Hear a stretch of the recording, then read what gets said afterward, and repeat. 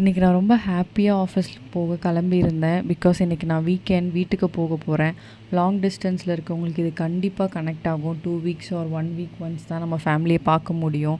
So இந்த கோட்ரஸில் தான் நான் வளர்ந்தேன். என்னோடய சைல்ட்ஹுட் மெமரிஸ் எல்லாமே இங்கே தான்.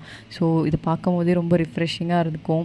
ஸோ அப்படியே லஞ்சில் பார்த்திங்கன்னா ஒரு குட்டி ஷார்ட் எடுத்திருந்தோம். டே 2 ஹாஃப் ஏர் வாஷ். இப்படி தான் என்னோடய கேர்ள்ஸ் எல்லாம் கம்மியாக இப்படி இருந்துச்சு.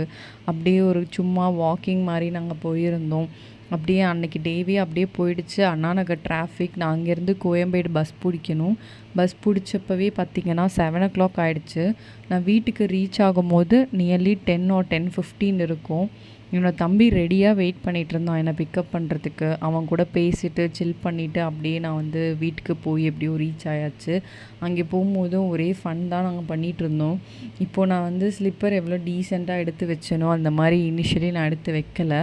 ஸோ நான் எடுத்தோடனே இந்த மாதிரி தான் நான் எடுத்து வச்சேன். ஸோ அப்போ என் தம்பி என்னை ஃபன் பண்ணி கலாய்ச்சிட்டு இருந்தான். அதனால் நான் சும்மா அப்படி விளையாடிட்டு இருந்தோம். ஸோ 1 வீக் அப்புறம் அம்மா பார்த்ததில் செம்ம ஹாப்பி. பயங்கர டயர்டாக இருந்துச்சு. அப்படியே போய் ஃப்ரெஷ்அப் ஆகிட்டு படுத்தாச்சு. அன்றைக்கி டே ஓவர்.